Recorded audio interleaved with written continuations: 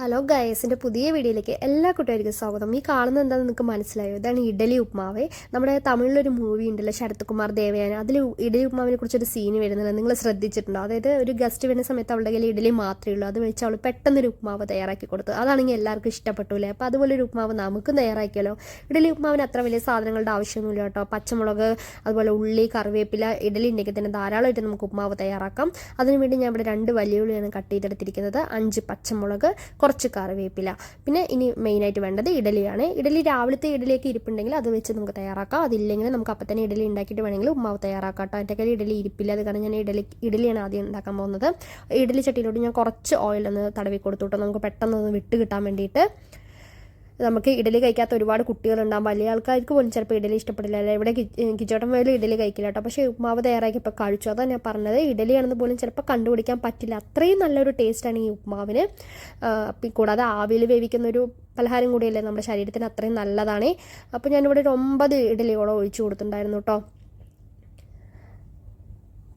ഇഡലിയൊക്കെ പെട്ടെന്ന് തന്നെ ആയി കിട്ടിയതും ചെറു ചൂടിൽ തന്നെ, ഞാൻ ഒരുപാട് ചൂടാറാനൊന്നും വെയിറ്റ് ചെയ്തില്ല. കാരണം എന്തായാലും ചൂടാറി എടുക്കുന്നത് അതൊരു നല്ലൊരു ഷേപ്പിൽ കിട്ടാൻ വേണ്ടിയിട്ടാണ്. പക്ഷേ നമ്മളിവിടെ എന്തായാലും അതിന് പൊട്ടിക്കാൻ പോകണല്ലോ. അപ്പോൾ ഞാൻ പെട്ടെന്ന് തന്നെ എല്ലാം എടുത്തു. ഒട്ടിപ്പിടിക്കാതിരിക്കാൻ വേണ്ടിയിട്ടാണ് ആദ്യം എണ്ണയൊക്കെ കൊടുത്തത്. പക്ഷേ ഒട്ടിപ്പിടിക്കാതിരിക്കാൻ വേണ്ടി നമ്മൾ എണ്ണ യൂസ് ചെയ്താലും നമ്മളൊന്ന് ചൂടാറിയിട്ട് വേണം എടുക്കുക, അപ്പം മാത്രമേ കറക്റ്റായിട്ട് കിട്ടുള്ളൂ. പക്ഷേ ഞാൻ അവിടെ അത്രയൊന്നും ചൂടാറാൻ വേണ്ടി വെയിറ്റ് ചെയ്തില്ല, കാരണം നമ്മളത് പൊട്ടിക്കാൻ പോകണം. ഇനി എടുത്ത ഇഡലിയെല്ലാം ഞാൻ നല്ലോണം ഒന്നും പൊട്ടിച്ചെടുക്കുന്നുണ്ടേ. രാവിലത്തെ ഇഡലിയൊക്കെയാണെങ്കിൽ ഈസി ആയിട്ട് കിട്ടും. ഇതിപ്പോൾ ഇപ്പം തന്നെ ഉണ്ടാക്കിയ ഇഡലി ഏത് കാരണമാണോ ഒന്ന് ഒട്ടിപ്പിടിക്കുന്നത്. പക്ഷെ അതൊന്നും ഒരു കുഴപ്പമില്ല നമ്മൾ ഉപ്മാവ് തയ്യാറാക്കുമ്പോൾ. അങ്ങനെ ഒരു പ്ലേറ്റിലോട്ട് മാറ്റിയിട്ടുണ്ട്. ഇനി നമുക്ക് ഉപ്മാവ് തയ്യാറാക്കാം. അതിന് വേണ്ടി ഞാനൊരു പാത്രത്തിലോട്ട് കുറച്ച് എണ്ണ ഒഴിച്ച് കൊടുത്തു കേട്ടോ. വെളിച്ചെണ്ണ ഉണ്ടെങ്കിൽ കുറച്ചുകൂടെ ടേസ്റ്റ് കൂടി ഉപ്മാവിന്. വെളിച്ചെണ്ണ ഉള്ളവരാണെങ്കിൽ അത് യൂസ് ചെയ്യാൻ കൂടുതൽ ശ്രമിക്കുക. അതിനുശേഷം കടുക് ഇട്ട് കൊടുത്തു. കടുകൊന്ന് പൊട്ടിത്തുടങ്ങുമ്പോൾ ഞാൻ അതിലോട്ട് ഉഴുന്നുപരിപ്പും കൂടെ ഇട്ട് കൊടുത്തു കേട്ടോ.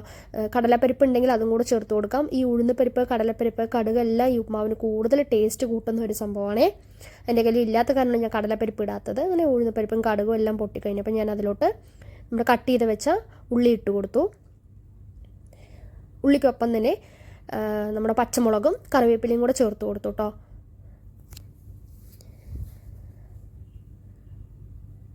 അതിനുശേഷം നമ്മൾ ഉപ്പിട്ട് കൊടുക്കുമല്ലോ. ഉപ്പിടുമ്പോൾ നമ്മൾ ശ്രദ്ധിക്കണം, കാരണം ഉപ്പ് ചേർത്തിട്ടായിരിക്കും നമ്മൾ ഇഡ്ഡലി തയ്യാറാക്കിയിട്ടുണ്ടാവുക. അത് കാരണം ഉപ്പിടുമ്പോൾ നോക്കി വേണം ചെയ്യാൻ, അല്ലെങ്കിൽ ഉപ്പ് കൂടി പോവേ. അപ്പോൾ ഈ സമയത്ത് നമ്മൾ ശ്രദ്ധിക്കണം കേട്ടോ.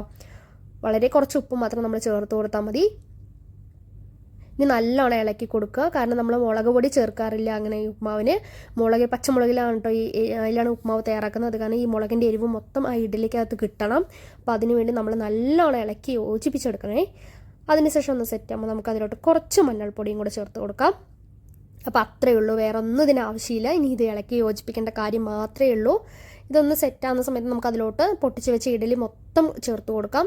അതിനുശേഷം ഈ ഇഡലിയും ഈ മസാലയ്ക്കകത്ത് നല്ലോണം നമ്മൾ ഇളക്കി യോജിപ്പിക്കുന്നതിനനുസരിച്ചാണ് ടേസ്റ്റ്.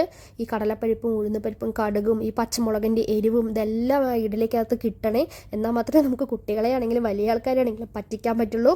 അതുപോലെ പറ്റിക്കുകയല്ല, ഈ ഉപ്മാവിനൊരു ടേസ്റ്റ് കിട്ടുന്നത് തന്നെ ആ ഒരു മസാല ഈ ഇഡലിക്കൊപ്പം യോജിക്കുന്നതിനനുസരിച്ചിട്ടാണ് കേട്ടോ. നല്ലോണം ഇളക്കി കൊടുക്കണം. നല്ല അടിപൊളി ടേസ്റ്റുള്ളൊരു ഉപ്മാവാണ്. ഇഡലി കഴിക്കാത്തവർ പോലും ഇത് കഴിച്ചു പോകും. അപ്പോൾ നിങ്ങളെല്ലാവരും ട്രൈ ചെയ്യുക. ഇഷ്ടമല്ലാത്തവർ പോലും ഇങ്ങനെ ഒരു ഉപ്മാവ് തയ്യാറാക്കി നോക്കണേ, നിങ്ങൾക്ക് ഇഷ്ടപ്പെടാൻ തുടങ്ങും.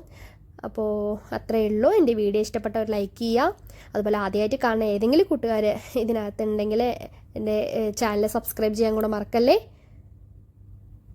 അതുപോലെ മറ്റൊരു വീഡിയോയുമായിട്ട് കാണുന്നവരെ എല്ലാവർക്കും ബൈ.